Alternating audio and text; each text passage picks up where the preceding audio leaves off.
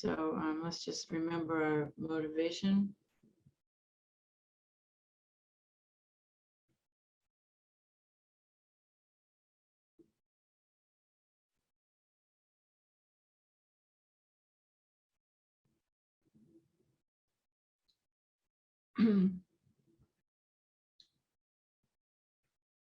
And I thought for the rest of the evening or afternoon for you guys, might not go all the whole long way to the end, but what I wanted to do was just, if you have anything to say or want to talk about, we can do that.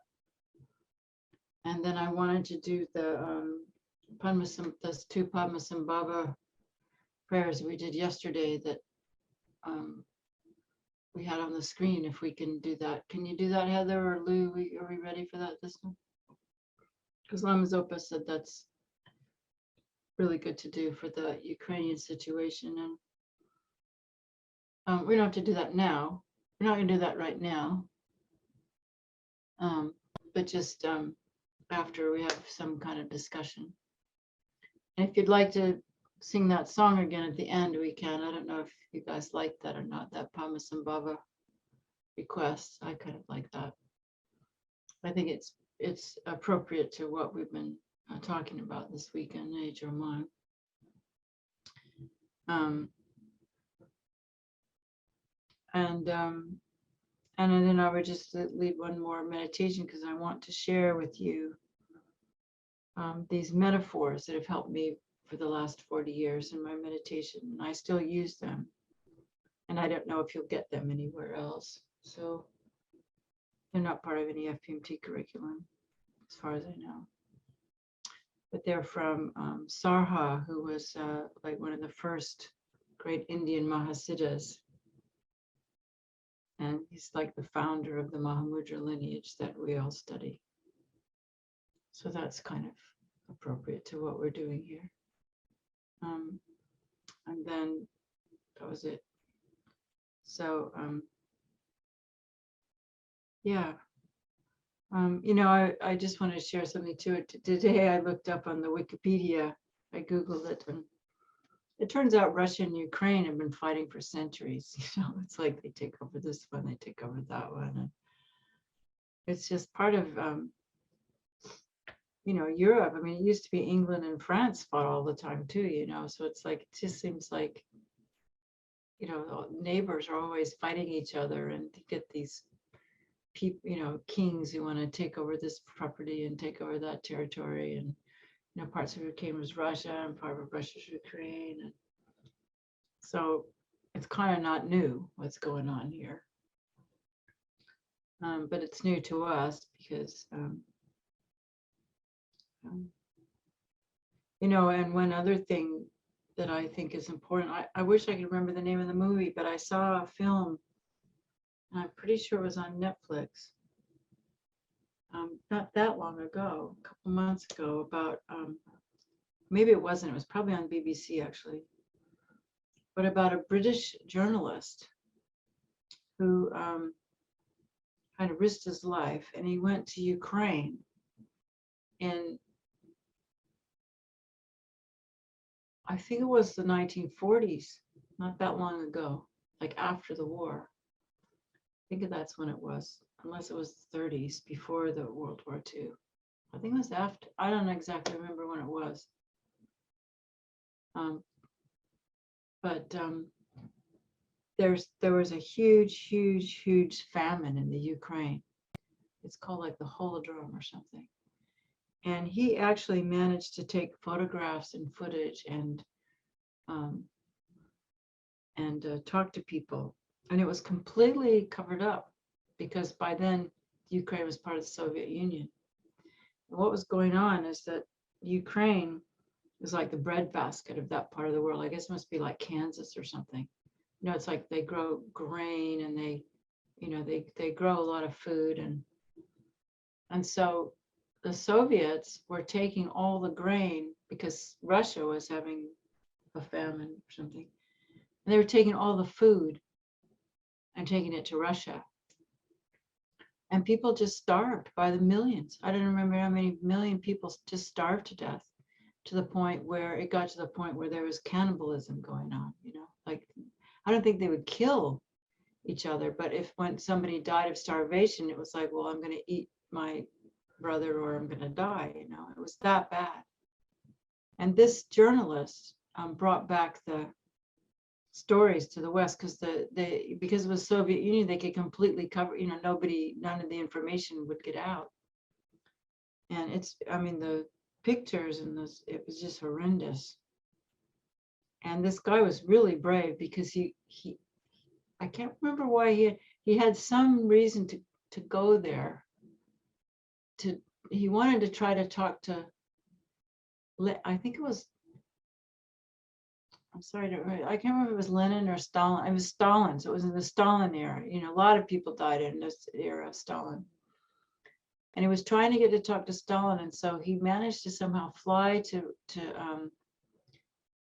Moscow, but he couldn't get to see Stalin. But somehow, when he was taking the train back to where he was, because they're always watching him, he jumped off the train when nobody was looking, and just wandered around Ukraine. And I can't remember how he actually got back. I think he was arrested, and they managed to exchange him. He got him back, and he brought this whole story out to the West about how these millions of people starved.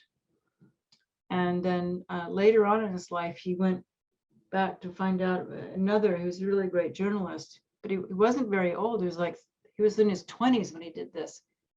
And about 7 years later, he went back to Mongolia, and the Russians assassinated him. So I think that could be part of the reason why there's so much, hatred. They just really don't want to let Russia take over, of course they would anyway, but I think there's a lot of, that wasn't that long ago, it's like that was my parents' lifetime, So anyway, I just thought that was kind of just sort of interesting to what's going on. But yeah, the human realm, I used to think that, growing up where I did, that we could change the world and it would all become a better place. And I still carried that through, for like the first probably 30 years of being in the Dharma, at least 25 years. And it suddenly dawned on me one day, it's like, this is the human realm, The human realm is pervaded by ignorance, hatred, greed, pride. It's never going to get better. How can it get better? And because this is the nature of the human realm. But what we can do is we can get enlightened, and then we can we can get out of the human realm, and then we can come back, be in the human realm, but not of the human realm, like His Holiness, and try to get more people out. So when you think of it like that, it sort of inspires you even more, to want to become enlightened. Because, I come from a culture where we're all like, trying to save the world with politics. And I'm not saying we shouldn't do all that we can, to like work with charities and, try to make peace and help people. There's some like International Rescue Commission and Human Rights Watch and all these great Red Cross and all that, and that can be the bodhisattva activity of our life. We don't all have to spend our life just meditating. As long as we're dedicating and working with bodhicitta, then everything we do is going towards enlightenment. But I think, to think that one day, the human realm is going to be better, it's not the definition of the human realm, is it? And looking at our minds, we have human minds, we can just look in our own mind and see, what the difficulty is, even though we've had all these, exposed to Buddhism still, it's like, we're still overwhelmed with the kind of minds we have. And we're really lucky. We're extremely fortunate. So I'm not saying this to be pessimistic, but we need to always have optimism, and there's always, good people doing good things. but to think that, if the world will one day be without wars, I don't know. So anyway, I hope I'm not wasting your time. So does anybody have yeah, go on, Heather. Yeah, I mean, as you were talking, a quote that I always, as I mentioned, I worked in politics for a number of years, and I think it was F. Scott Fitzgerald said, you have to, I don't even remember the point, but it was something along the lines of to recognize that the situation is utterly hopeless and still be completely determined to change it. And that's it's similar in some ways to what we try to do. And I was actually thinking about, watching all of this unfold through a Buddhist lens instead of a staffer lens it's so hard. It's so much more heartbreaking when that it's all of a sudden social media is flooded with flags of, Ukraine that most of us in America maybe didn't even know where it was a couple of weeks ago. And isn't it wonderful that their, president has on a flak jacket and is in the war, and isn't that better than this? And, it's just so outward facing, and just we gravitate towards the stupidest possible version of any conversation. It's just very disheartening. And then I was thinking about, I just wanted to make sure to share this, that I was actually thinking about Kathleen. My little nephew is 7 years old, and his little brother is 5. And, what they know, which is very different than when I was 7, is that when you call people, we would call people names. You're a nerd, you're a whatever. Yeah. But the worst thing they can be is a bully. That's the worst thing they can be.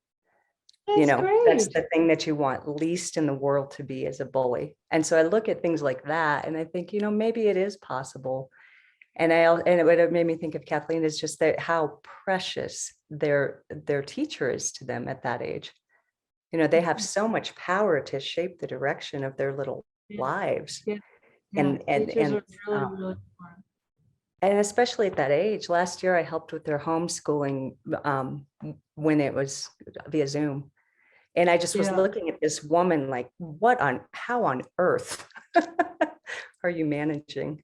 But, lots of thoughts about, I guess the connection for me is how it's all connected, like you teach a 7-year-old that the worst thing you can be is a bully, and enough 7-year-olds get that, then maybe there's not a bunch of bullies running around getting everybody killed. Yeah. Or just traumatizing other kids. I know that my nephew was bullied. Forcefully. Is that Donnie saying something? Tell me not to be a bully, and I'll do it. And I'll make the worst bully. So it's not always true what you're saying. It can be. It can vary depending on the audience. Yeah, well, I think little kids are pretty impressionable. I know my mom was a school teacher, and I was a little kid. Yeah, she used to after lunch they would sit and meditate on peace in the world, So she had these little kids meditating, and if she would forget, they wanted to do it. They'd say, "You forgot, we didn't meditate on peace today." So I mean, children are amazing, and I do have hope because there's so much good stuff around the world, these days, and especially in education, there's really a lot of good things. I just wish that our governments would fund education better. I'm sure Kathleen could talk about that forever. Oh, we need more funding, but back to topic. I mean, does anyone have a thing about mind or want to make a comment or something? I mean, it's such a small group. Don't be shy, you can say anything you want. Or any other question? I actually have a question, if it's okay. Yeah. Today and also yesterday, you spoke about imprints on the mind. Mm-hmm. And yesterday, you said it's not when we die, it's not the intellect that we take with us, but the imprints. And I've heard this term, this word imprints before in other teachings, but Mhm. I don't understand it. And I was wondering if you could just talk a little bit. Yeah, I'll do the best I can because it's kind of one of the hardest things to understand. But because, you know, if the mind is empty, how is it that it carries imprints, you know? And there's different, if you, like in the Chittamantra view, they talk about this all base mind, you know, and that the imprints are stored in the all base mind. And what that means, it's all related to karma, which is, and karma is like the hardest topic to really understand fully. But in kind of a gross way, we can understand karma by it just causes and conditions, you know, an oak seed turns into an oak tree, and a grass seed turns into grass, and a chicken makes an egg, and an egg becomes a chicken. And you know, if you want to grow a garden, you have to, you know, put all the conditions together and make it grow. And so the way they describe karma is that every action, and I mean, you can intuitively understand it, that if you, it's the same thing of, you know, what goes around comes around. And so, but the idea is that the mind, and it's harder to understand in the in the Prasangika Majjhimika view, because if mind is empty, how does it hold imprints, you know? And I've asked this question to Geshes, the same exact question. And I've never gotten an answer that I could really understand. So I can't really answer your question directly, you know, because if it's empty, how does it hold imprints? You know, how does it hold these karmic? That's why the Chittamantra view is easier to understand. But I guess it's because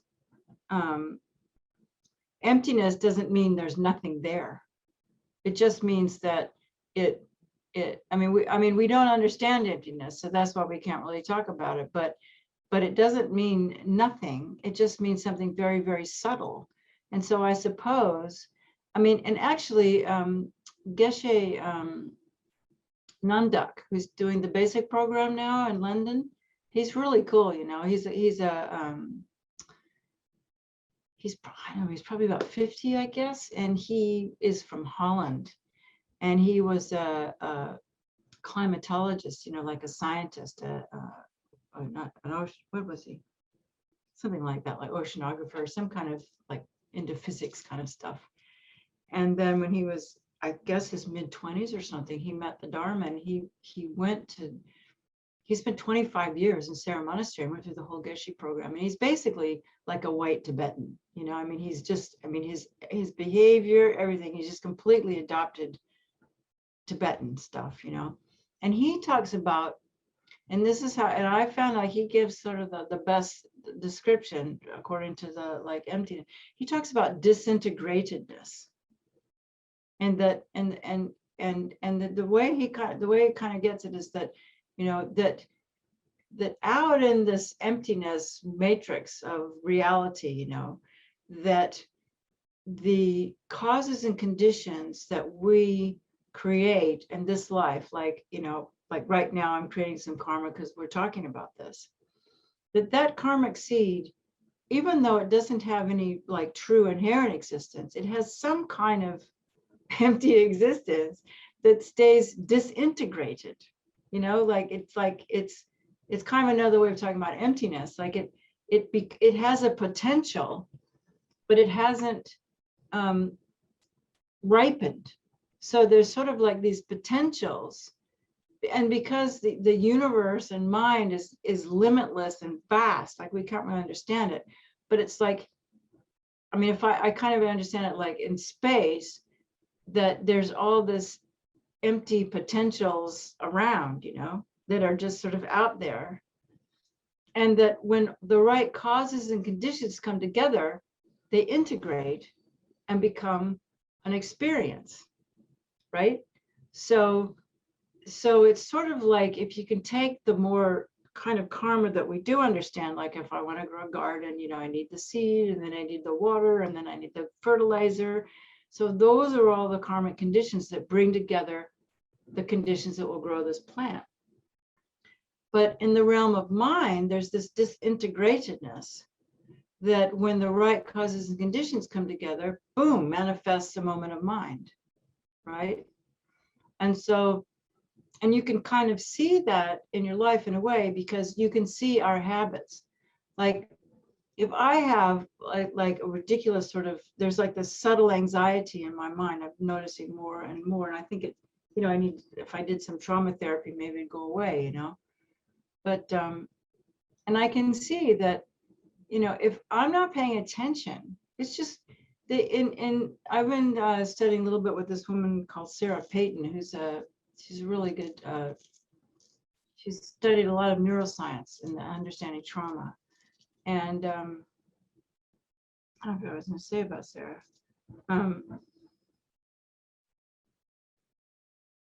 Sometimes when I look at you guys, like I see you and then I forget what I'm saying.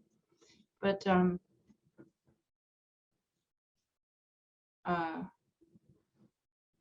was I going to say about what? Oh, she talks about this.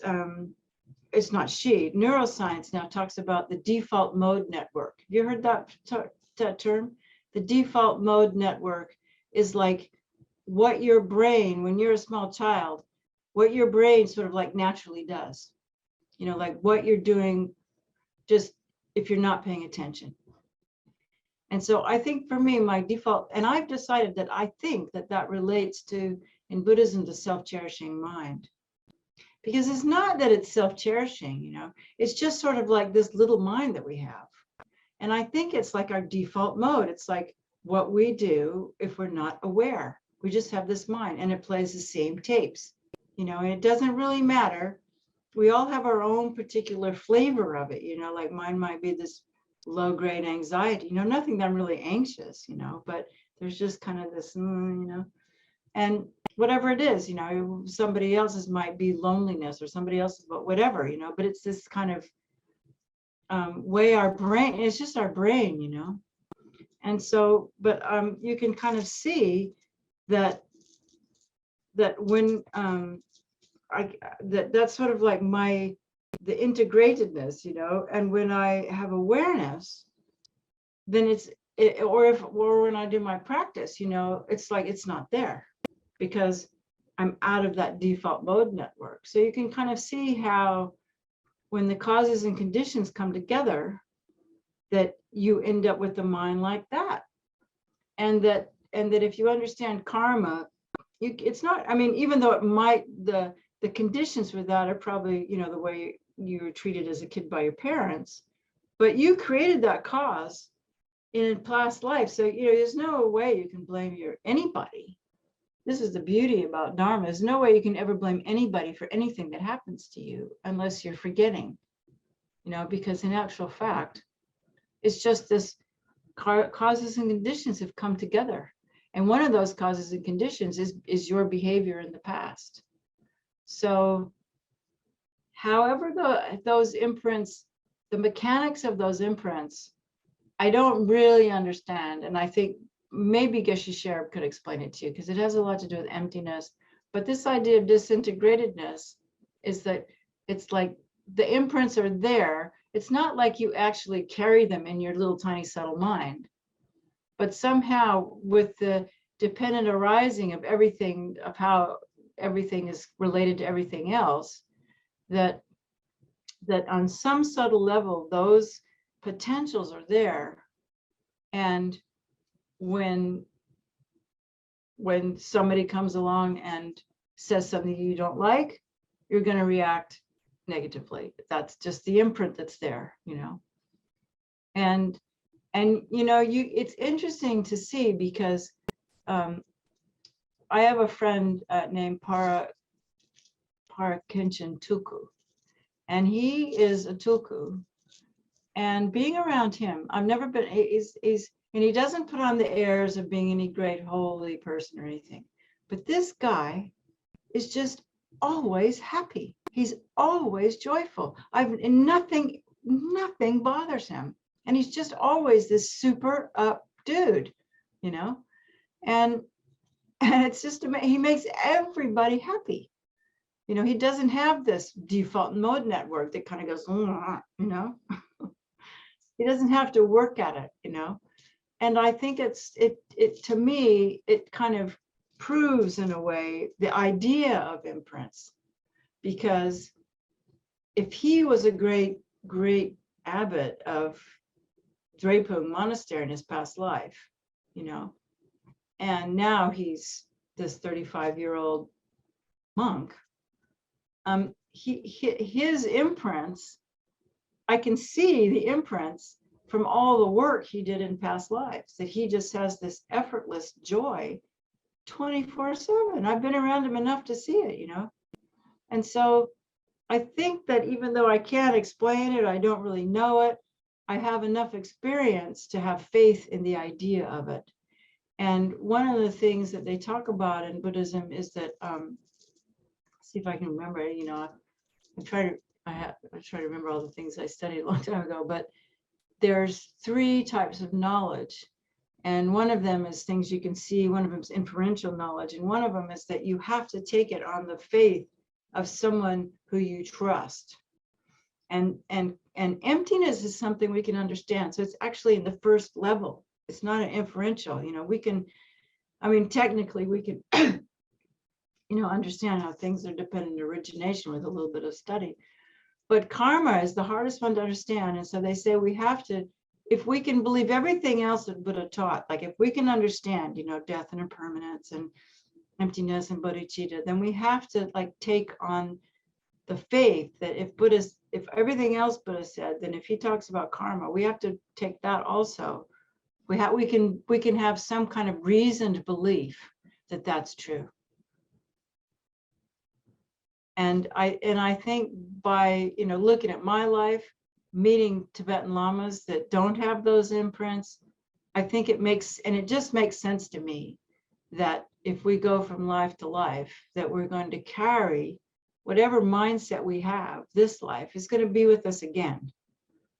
And so it makes sense to try to get out of that default mode network as much as possible, because it's just a habit. And all it is habits, you know. And so the more we have a habit, then the more it's going to repeat itself over and over and over again. And it takes a certain amount of awareness to start recognizing our habits. You know, we don't even recognize our habits because we just live right in the middle of them, you know. Does that help? Yes, thank you. That was helpful. Thank you. Yeah. Does anybody want to add to that? Lotsang, you've studied more. Do you have anything to say, Linda? Or no, anybody? No. Yeah. You gonna say something, Scott? I was just kind of gonna share that I've been kind of feeling that same way, like except for mine is like depression.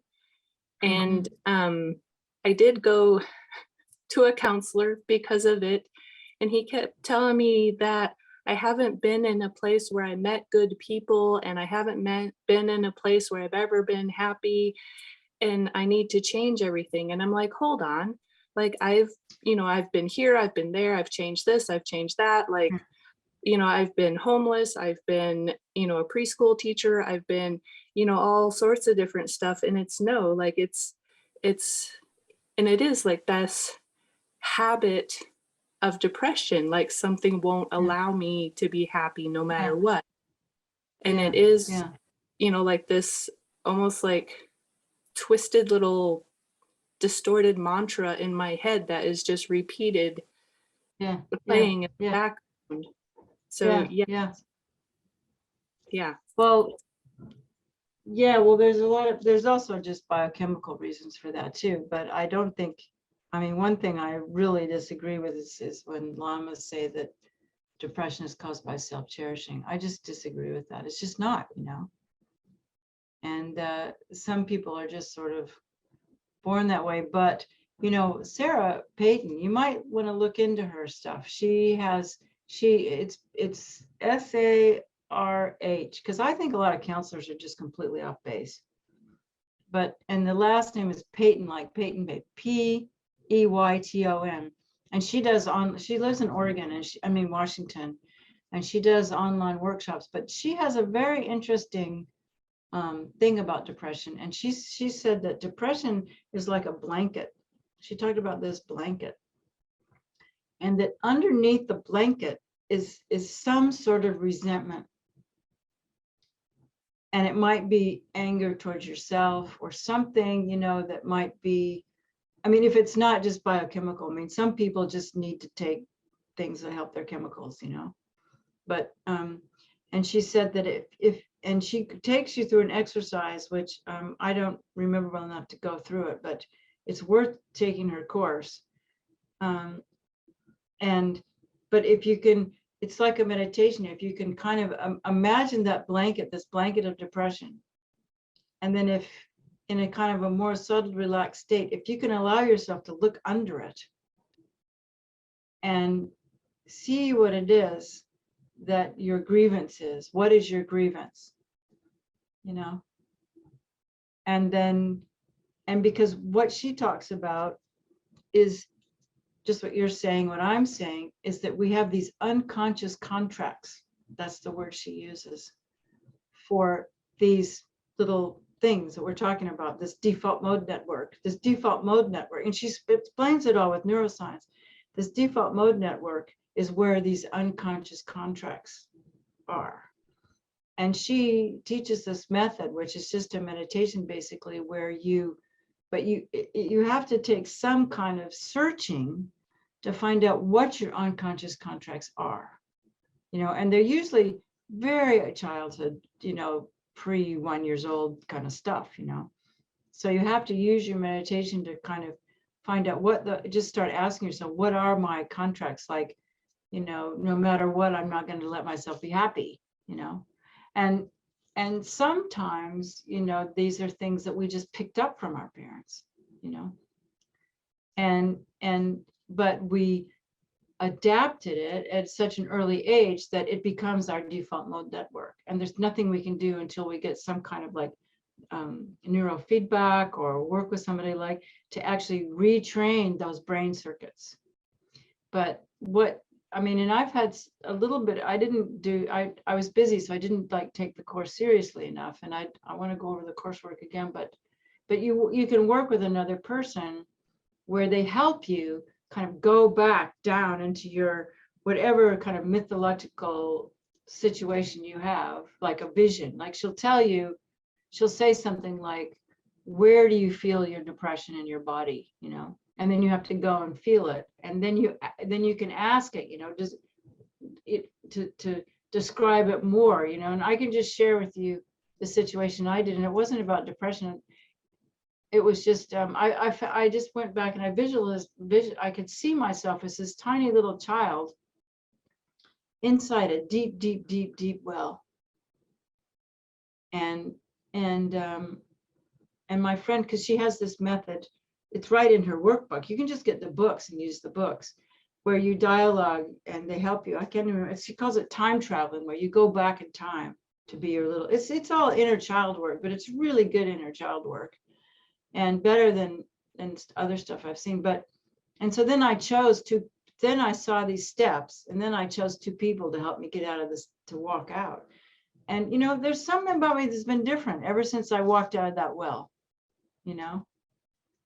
And so I think this kind of stuff is not Buddhism per se, but I believe that there's a lot of good things in modern psychology that can help us, and that we need to use them to adjunct with our Buddhist practice. And I think the two go together really well, because in Buddhism, we're always purifying and accumulating and creating the causes. Because I think that, I've seen people done therapy for 40 years and they've never got better. And it's because Western psychology, this is my view anyway, Western psychology doesn't have karma in it. You can't get better unless you create the cause to get better. And the thing about Dharma is that Dharma, who was talking about Vajrasattva? Oh, it was Aaron, You do Vajrasattva practice and you're creating the cause so that when you go to do some psychotherapy, you're going to get better. So I actually feel that that in the West, because or in the modern world now, because the amount and the complexity of our diluted states and this default mode network are so much more complicated than in the Buddhist time, because there's so much trauma now.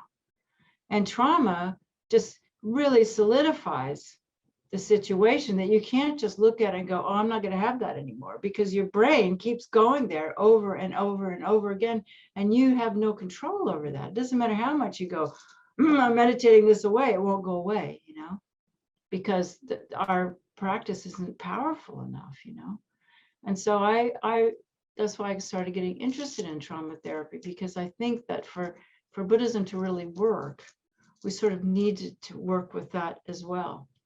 And for that to work, I think Buddhism helps that, because we're constantly creating the causes by all these practices that we do. So the name of her book is Your Resonant Self. And I recommend you get it. It comes with a workbook.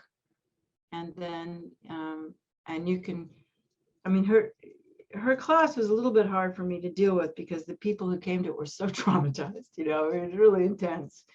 And there's 200 traumatized people on the screen, and then, but it wasn't that bad, but it's good work, I think, particularly because I think it's helpful as Buddhists to understand the neuroscience. And she puts it all, because she's not a scientist herself. She did, Marshall Rosenberg's nonviolent communication. Do you guys know about that? She did that for years. She was a facilitator for 20 years and then got into this. And so she uses a lot of language. It's all about naming, you have to find the right contract. And once you find out your right contract, then you can begin to heal it, and it's pretty simple stuff, but she developed the technique herself, I'm pretty sure. And but anyway, what I like about it is that it's all backed up by neuroscience, and she puts it all in language that lay people like us can understand, So anyway, that's a bit off the subject, but I think it's really relevant, because that's what we're talking about here is mind, isn't it? So anybody else want to share something? Thank you. That was good. Thank you, both of you. Those are really good stuff to talk about, because there are issues that I think, Kathleen, everybody has that question, about how that works. So, yeah, but I believe it's true. Yeah. So anybody else want to say something? Well, just maybe along the same, it feels like it's similar with my default mode is anger, and I've for so much of my life I found ways that I mask that in some sort of righteousness, that I'm saving the world, and as I got more aware and healthier and dealt with my own stuff, it feels like I've been given more and more examples of why it's just anger. It's not, it's not as righteous as I think. I'm at my nephew's basketball game, and this ball hug kid won't pass to him, and I want to kill a 7-year-old. That's just anger. There's nothing righteous about that. And my but I've always been able to, I'm funny, and it's just, I'm all these words, I'm passionate, all these things that I just disguise it. And my dad passed away right before Christmas a few months ago, and suddenly, and all of a sudden I have this just anger towards my mom and my brother, who I love deeply and I'm very close to, but there's underlying things that have happened that are the reason, she loves him more, all of that kind of stuff. And it's the first time that my anger has been presented to me in a way that I so intensely don't want it, and I won't have it. And I'm determined to get rid of it, because I love these people.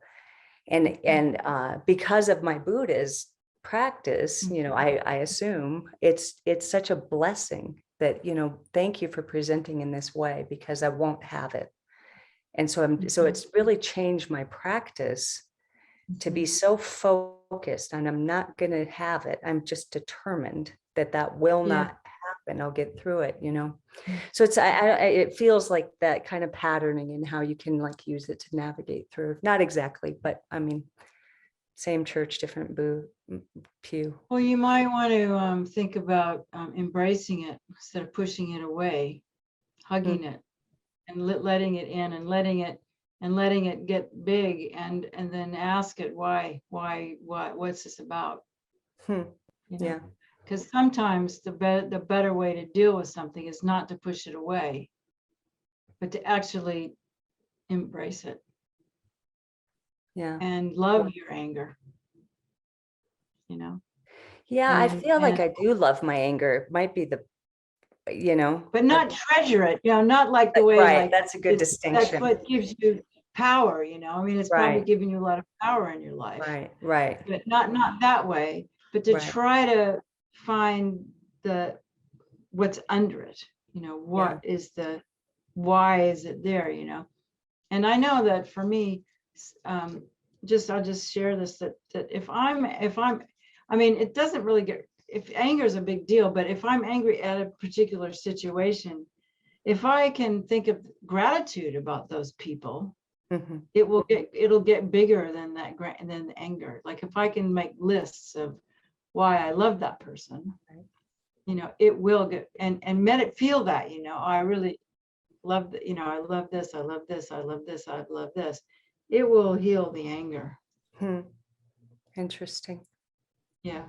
Yeah, I'll try Yeah, that. so I was pretty angry at some people too for a while, and that's what, you know, and I kept trying to like, you know, I'm a good Buddhist, I don't get angry, and that didn't work, you know. And what finally worked is when I just started thinking about all the wonderful things they've done for me. That's nice. And that just got bigger, Mm. you know, and I'm not angry anymore. So, yeah, Cool. yeah. So, well, let's do those prayers. And Sundrup, has this been okay for this Discovering Buddhism? I mean, it was pretty, I mean, you couldn't get into much depth, but I just wonder if this met your expectations for. This is wonderful. Yeah. Okay. Because you know, like I said, I'm not a geshe, but it just seemed like, anyway, we've talked about mind a lot, haven't we? So, yeah.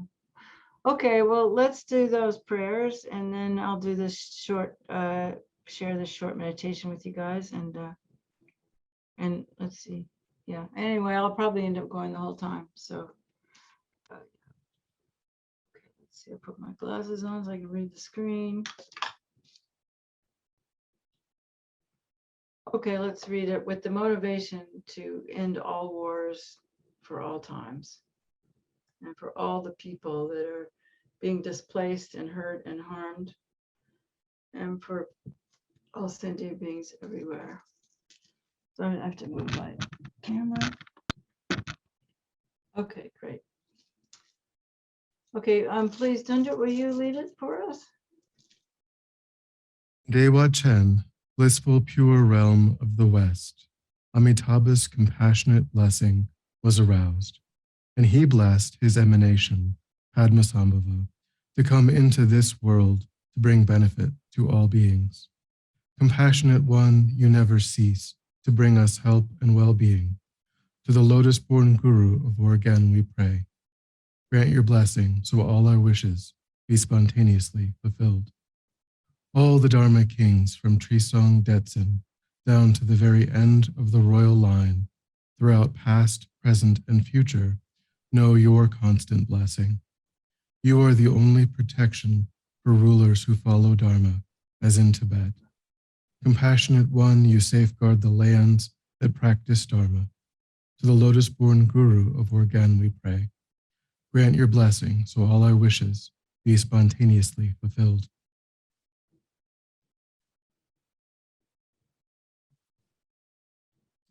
While your wisdom body subjugates the Rakshas in the southwest, you look upon sentient beings everywhere with compassion. Magnificent guide for sentient beings, led astray by ignorance. Skillfully you teach them with their emotions, so difficult to tame. Compassionate One, your love is constant in its kindness and care. To the lotus-born Guru of Organ we pray. Grant your blessing, so all our wishes be spontaneously fulfilled. Now when this degenerate dark age reaches its final depths, at dawn and dusk you come for those that have devotion, riding on the rays of the rising and setting sun, and on the 10th day of the waxing moon you come in person. Compassionate One, you act with vast power to help all beings. To the lotus-born Guru of Organ we pray. Grant your blessing so all our wishes be spontaneously fulfilled. When terrifying armies of oppression encircle us, menacing the great centers of Dharma with destruction, with no trace of doubt or hesitation we pray. O Guru Rinpoche, with your retinue of the 8 classes of gods and demons, you will repel aggressors and their armies. Of this we have no doubt. To the lotus-born Guru of Organ we pray. Grant your blessing so all our wishes be spontaneously fulfilled. When sickness strikes to destroy the fragile bodies of sentient beings, when diseases plunge us into unbearable suffering and agony, with no trace of doubt or hesitation, we pray. O Guru Rinpoche, embodiment of the Buddha of medicine, you will remove the obstacles that bring untimely death. To the lotus-born Guru of Organ we pray. Grant your blessing so all our wishes be spontaneously fulfilled. When nature turns against us and Earth's resources fail, when sentient beings are tormented by the plague of famine, with no trace of doubt or hesitation, we pray. O Guru Rinpoche, with all your dakinis and deities of prosperity, you will dispel all deprivation, all hunger and thirst. Of this we have no doubt. To the lotus-born Guru of Organ we pray. Grant your blessing so all our wishes be spontaneously fulfilled. When the destined revealers retrieve hidden treasures for the benefit of beings, courageous and confident of our pure, unbroken Samaya, with no trace of doubt or hesitation, we pray.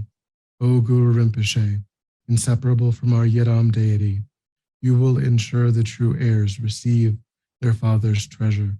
Of this we have no doubt. To the lotus-born Guru of Organ we pray. Grant your blessing so all our wishes be spontaneously fulfilled. When traveling through hidden lands, forests, and deserted places, when our way is blocked and we are cut off by storms, by rain and snow, with no trace of doubt or hesitation, we pray. O Guru Rinpoche, surrounded by mighty local deities, you will lead us practitioners to the right path. Of this we have no doubt. To the lotus-born Guru of Organ we pray. Grant your blessing so all our wishes be spontaneously fulfilled. When vicious wild animals menace us, tigers, leopards, bears, and poisonous snakes, on our way through wild, terrifying, and desolate places, with no trace of doubt or hesitation, we pray. O Guru Rinpoche, along with your gang warriors and protectors, you will drive off these ferocious creatures. Of this we have no doubt. To the lotus-born Guru of Organ we pray. Grant your blessing so all our wishes be spontaneously fulfilled. When obstacles arise in earth, water, fire, and air to threaten these illusory bodies of ours with destruction, with no trace of doubt or hesitation, we pray. O Guru Rinpoche, with the goddesses of the 4 elements, you will harmonize the elements into their natural state. Of this we have no doubt. To the lotus-born Guru of Organ we pray. Grant your blessing so all our wishes be spontaneously fulfilled. When traveling on dangerous routes, if murderous bandits and robbers attack us, with no trace of doubt or hesitation, we pray. O Guru Rinpoche, through your realization of the 4 mudras, you will dispel the terror of all brutality and greed. To the lotus-born Guru of Organ we pray. Grant your blessing so all our wishes be spontaneously fulfilled. When faced by killers on all sides who threaten us with lethal weapons, with no trace of doubt or hesitation, we pray, O Guru Rinpoche, the protection of your Vajra tent will cause killers to panic and weapons to be scattered. To the lotus-born Guru of Organ we pray. Grant your blessing so all our wishes be spontaneously fulfilled. When this lifespan is exhausted and we come to die, if we are racked by the intense anguish and pain of dying, with no trace of doubt or hesitation, we pray, O Guru Rinpoche, as you are the emanation of Buddha Amitabha, it is certain that we will be born in the blissful, pure realm of Dewa Chen.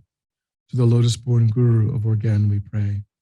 Grant your blessing so all our wishes be spontaneously fulfilled. Once this borrowed and illusory body is destroyed in the Bardo realm, when our deluded experiences and our further delusions arise to make us suffer, with no trace of doubt or hesitation, we pray. O Guru Rinpoche, you who know past, present, and future, through your compassion, you will let all delusions be self-liberated. Of this we have no doubt. To the lotus-born Guru of Organ we pray. Grant your blessing so all our wishes be spontaneously fulfilled. When we are overwhelmed by karma and circumstance and suffer through grasping at delusion as real, with no trace of doubt of hesitation, we pray. O Guru Rinpoche, King of great bliss, you will utterly destroy the delusions that bring suffering. To the lotus-born Guru of Organ we pray. Grant your blessing so all our wishes be spontaneously fulfilled. When beings of all 6 realms are tormented by immense pain, and especially when our leaders and people are engulfed in suffering, with intense longing and devotion from the depths of our hearts, with no trace of doubt or of hesitation, we pray. O Guru Rinpoche, with your unchanging, unwavering compassion, watch over us. To the lotus-born Guru of Organ we pray. Grant your blessing so all our wishes be spontaneously fulfilled.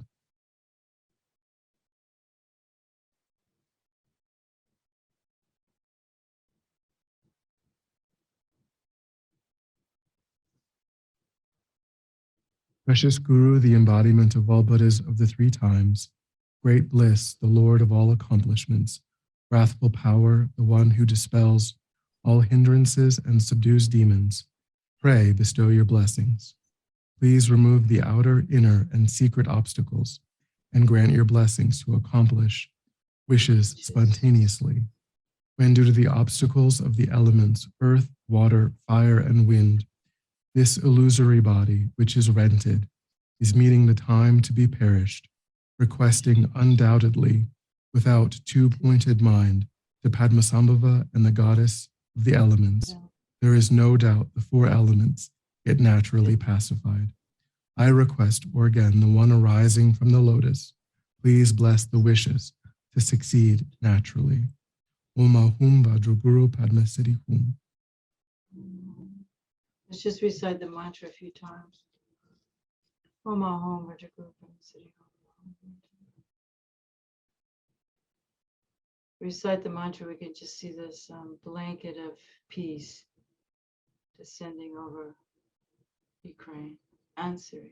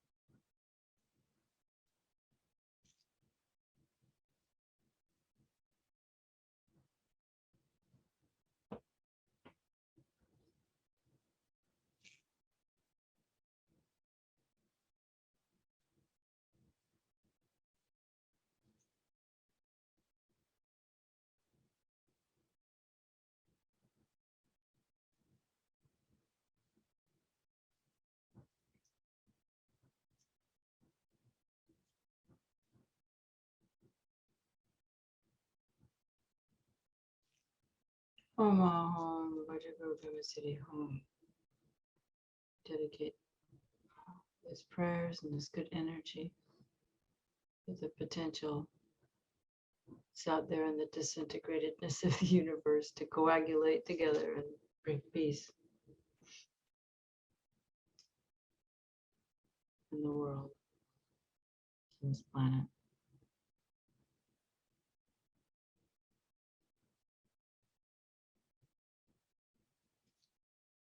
Okay, I just want to do one more little short meditation, and all I really want you to do is I just want you to, because I want to read to you these 6 metaphors, so you can, and if you, yeah. You can write them down after, but I just want you to listen. So you can, I mean, we've been doing meditation on the nature of mind. So if that's fine with you to just do a breathing meditation and look at the mind. Because as you're looking at the mind, I want to give you these kind of tips for how to look at the mind.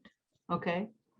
So we're just gonna, I won't start till we'll sit for about a minute and just go back to what we've been doing earlier, which is just watching our breathing going in and out.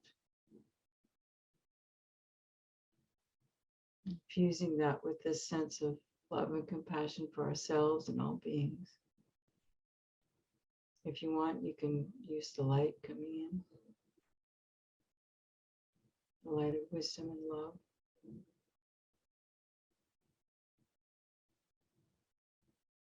The idea with all these meditations on mind is to see if we can kind of distill the space in which thoughts and feelings arise.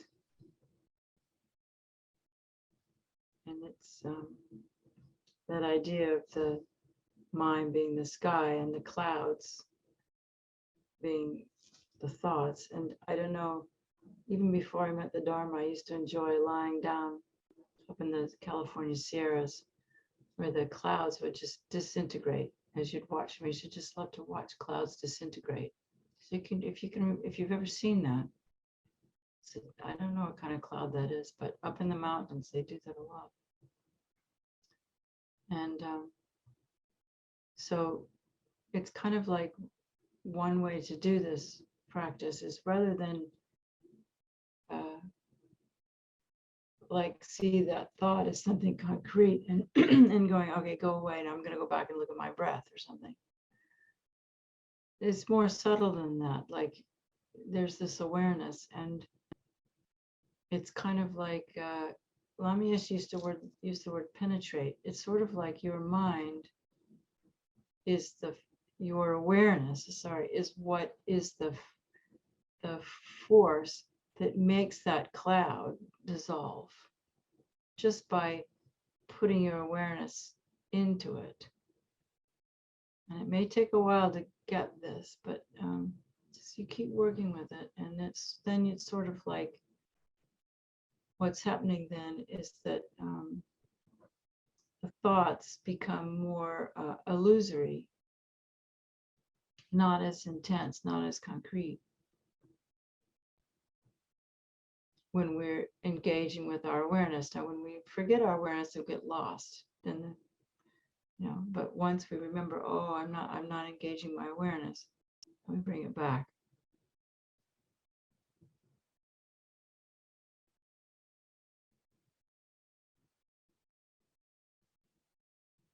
Sometimes it's helpful to just imagine that awareness is being aware of itself.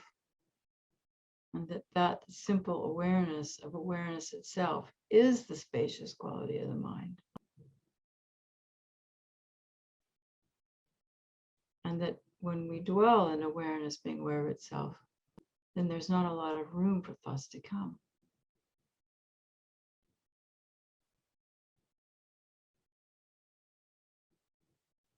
But anyway, whatever you're doing, if you're just looking at mind, then think of it as the mind is bright like the sun unobscured by clouds.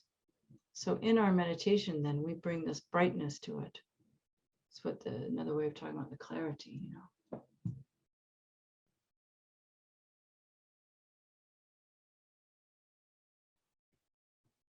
So it just sort of energizes. It's this clear sky, you know. In California, you have that a lot. Colorado too. Those beautiful, clear skies with the sun's just.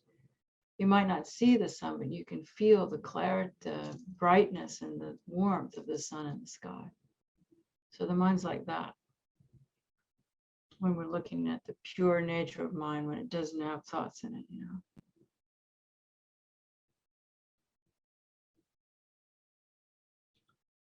And the next one is called the flight of the Garuda bird, which refers to the amount of effort we use. Because the Garuda bird flies effortlessly through the sky. It's not always flapping its wings. It just sort of glides, you know. It'll flap a little bit and glide. And I think of it in my own terms as sort of like when we were kids and we rode our bicycle, and you know, go round and round with the pedals, but then you just coast. And you coast as long as you can. So that's like the flight of the Garuda bird. So you put a little effort into your meditation to brighten up that awareness, but not so much effort, you know, that it makes your mind tight. So you have to, your awareness has to fly like the Garuda bird in your meditation.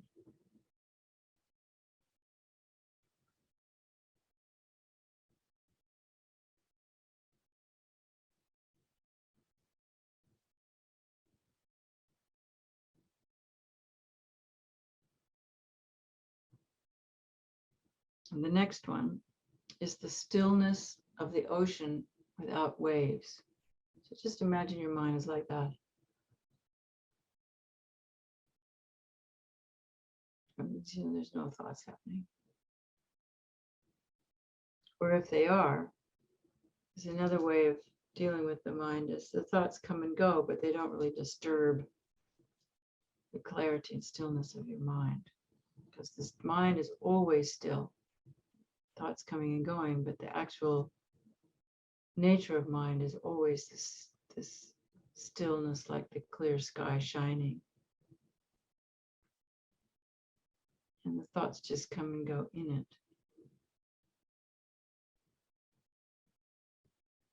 Or if we're really lucky, it really is like the stillness of the ocean without waves.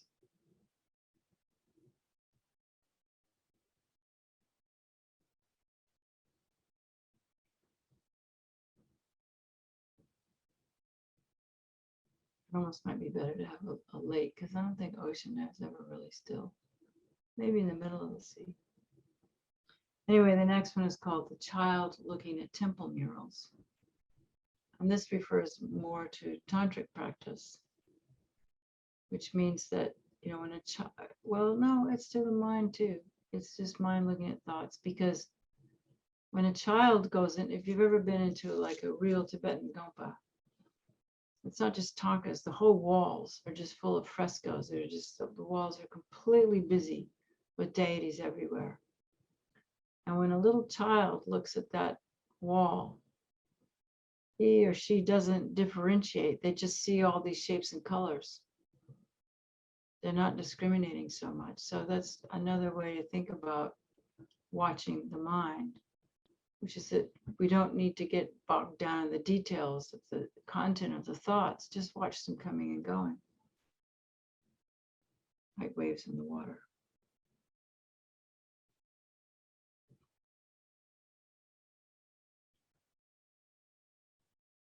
So in other words, we don't tense up the mind trying to make it work.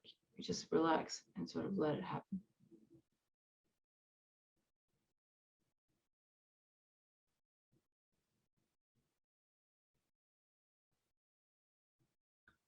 And then the next one is the bird leaving no trace as it flies. And I think that has to do with when a thought comes, it just comes and goes. We don't follow it, you know. So a thought can come across the screen. If our mind is like a screen, you know, a thought can come across it, but it doesn't stay.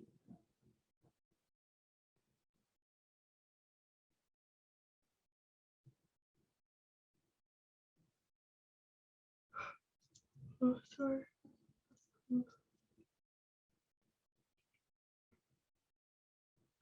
And the last one is the best cotton thread. And the best cotton thread is one that's very soft. So we have to have a very soft approach to our meditation. But it's very, very strong, which means when you weave it, turn it into cloth, it's not going to break. So soft and strong. It's our attitude, you know, towards ourselves in the meditation.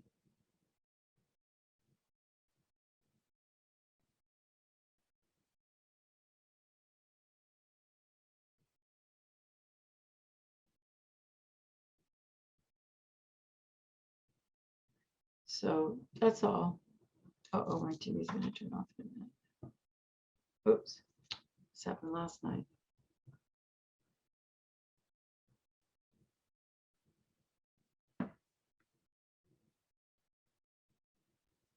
There we go. Yeah. So, you know, I continue. I mean, I've been working with these for 40 years. And so you can just keep learning. And I just find that the metaphorical teachings of the Dharma help me a lot more sometimes than the intellectual ones.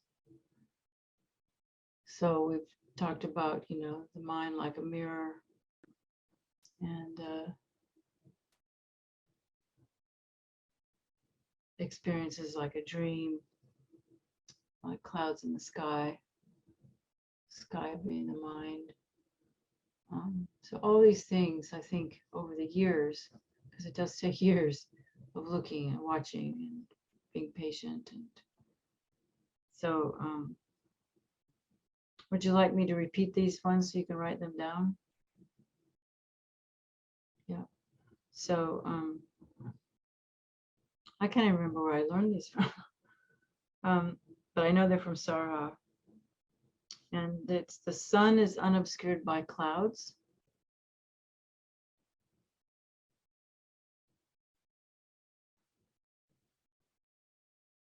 And the next one is the flight of the Garuda bird, but we could say the flight of an eagle maybe, because they soar, you know, or cocks. They don't necessarily, they don't fly all the time. Not like hummingbirds. The next one is the stillness of the ocean without waves.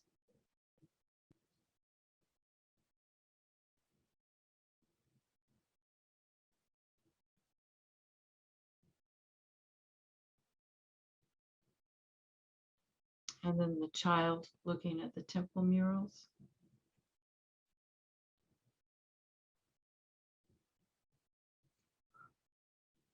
I'm sorry, I think it's time for me to go to bed.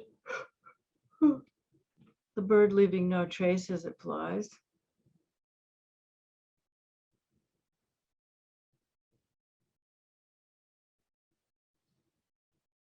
And the best cotton thread.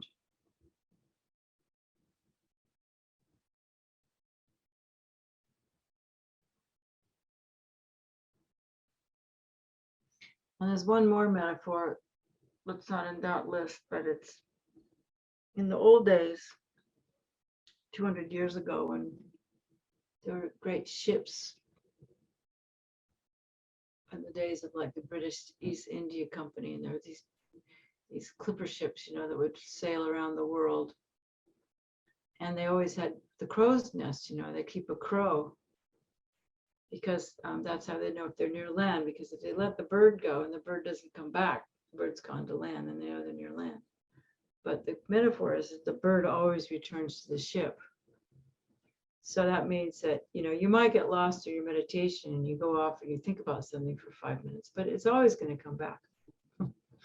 So it's sort of like take heart, you know, your mind will come back to what you're supposed to, what you're trying to do. So I think I would about had it for today, if that's all right with you guys. And I think we can end now, if that's okay. Yeah, I appreciate you coming, and it's okay, Dunder. I was the one who said I'd come. I knew it was going to be late, but I actually didn't really think about it at first. But it's fine. I often stay up late. So unless someone wants to do something else, I just assume, you know, close it down for the day. Is that all right with you guys? So let's just think about the merit that we made today, the positive potential we created, and sharing that with all the people we know, and using it to overcome our default mode networks that we shared a little bit about, and just all of our delusions and delusions of all sentient beings, so that we can attain enlightenment. We also dedicate for finding solutions to global warming and poverty of the world. And I always dedicate for the greedy people to want to share, because what is it? Something like, 1% of Jeff Bezos, a massive amount of money, could feed all the starving people in the world. He's so rich. And we just keep giving him more and more money all the time. We need to pray for the rich people as much as the poor people. For there to be some kind of, justice, and for the people of all races and creeds and sexual orientations, and especially for the divide in the United States. It breaks my heart when I read about or hear about what goes on in the US. It's really sad. And, the destruction of social media that's having on the lives of people, and children, and everybody. People get addicted to their phones. All the ridiculous stuff that's flying around now, like Heather was saying. Anyway, for the long lives of the leaders, and I've even heard Rinpoche say for the short lives of the bad leaders. So we dedicate for all this, and for peace, and to elect good leaders, and for all the, we know all the goodness, but eventually, for goodness to prevail, and that we can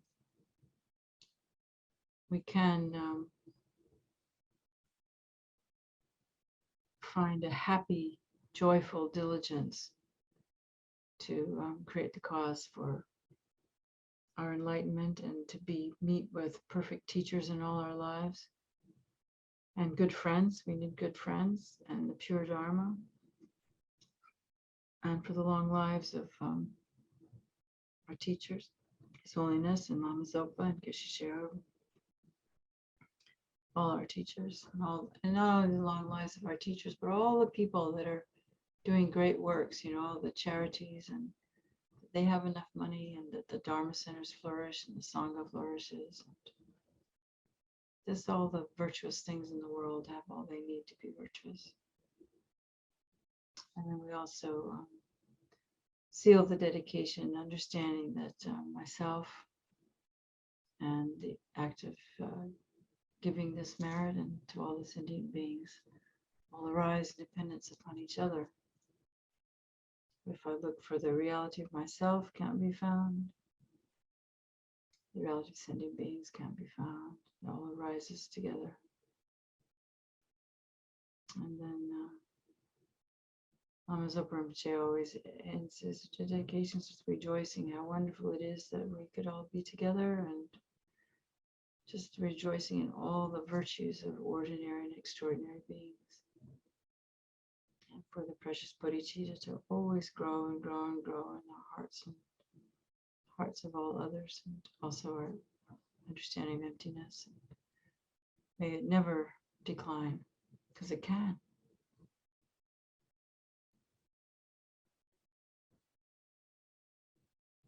I mean, we all come to know the relative nature of mind, experience its clarity, its formlessness, and its awareness, and to be able to distinguish what these are and experience them and use our awareness to settle into pure awareness.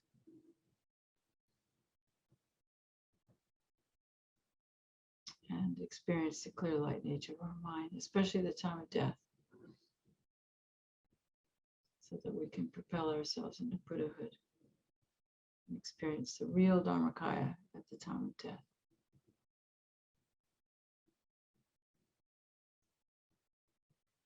So it'll be a benefit to all others.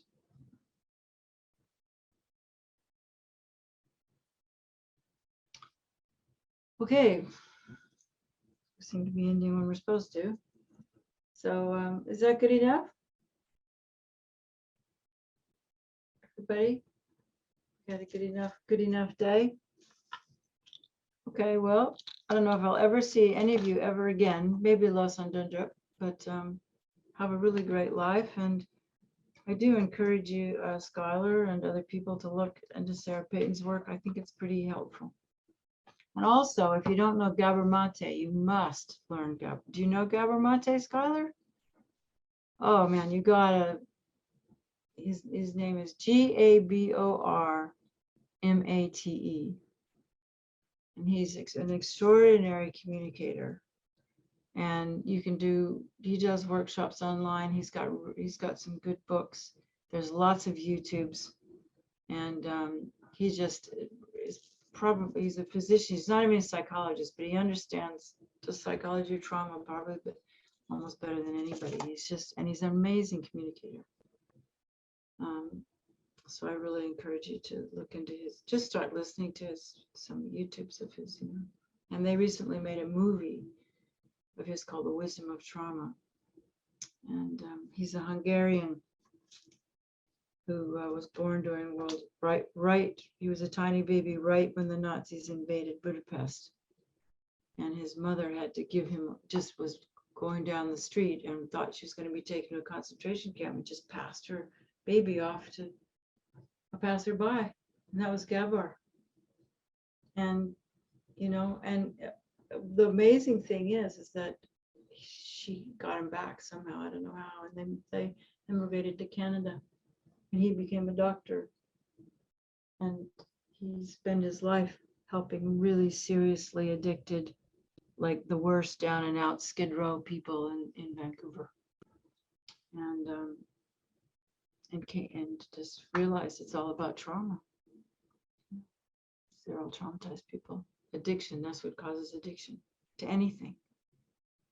So anyway, he's a really interesting person to listen to. So and the movie's really good too. So, okay, they're very helpful people.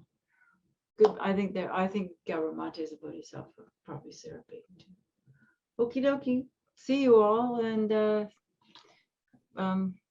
let's just pray for peace. Good night. Please Or come good back afternoon. soon. Yeah. Bye. Thank Oh, you. and Wonderful. yeah.